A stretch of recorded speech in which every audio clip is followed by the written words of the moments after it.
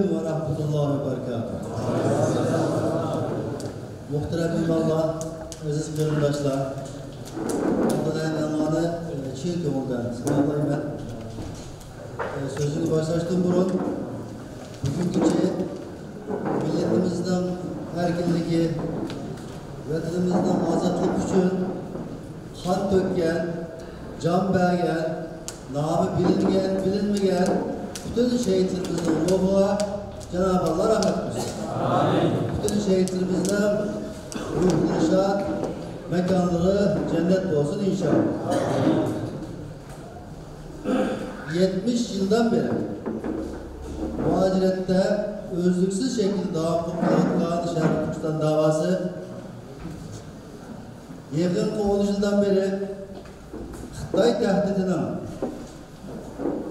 ılgar dünyalar tarafından terakkan dünya tarafından bayılışı ve terakkan çoğu devletlerine Xitay kinayemetliğine karşı tedbir edip verişi ve besimleri takımın boyunu aziz yurtumuzda hiç gündüz kan bilen bedel ödegen ve ödevatkan kahraman halkımızın tırışışı neticesinde bugün Uygur meselesi dünya kın tertibinden boyun maddesi bulup var.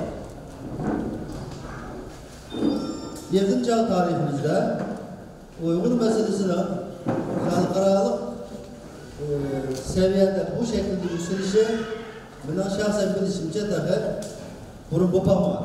Yani bu belki de vücudumuzda bir günah şekilde ölü atkan, azaplanma atkan kahraman halkımızdaki duaları inşallah yetken oluşurken Cenab-ı Allah'ımızın zarlarımızı zaten Allah her zaman amaydı da belki de bizden artık kıyılan bazı samimi faaliyetlerimiz Cenab-ı Allah tarafından kabul olmamış mümkün ve bugün bize yaxşı fırsat getirdi.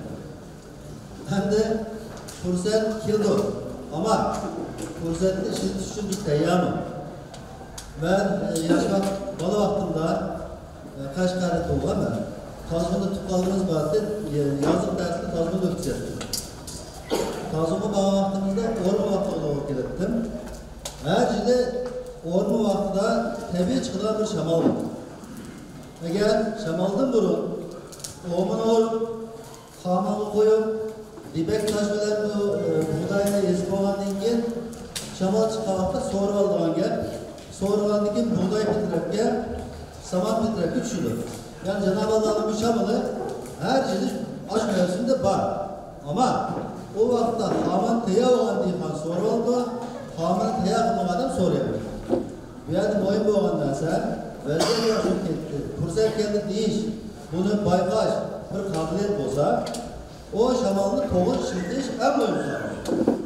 İnşallah bugün bu yığında kıymetli ustazlar ve bazı tüketişler çıkılan peygamberlerin sayesinde bunu deyken kandak kılıp birlik, beraberlikte bu aldığımız fırsatını layıkı olarak doğru şirketlerimiz bununla biraz başkanlık gerekli. Böyle ben bu yılında tertip Allah için rahmet çünkü vaziyet ciddi.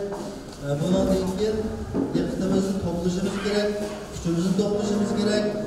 Bir yakından baş, bir yandan kol çıkışımız gerek. Köprü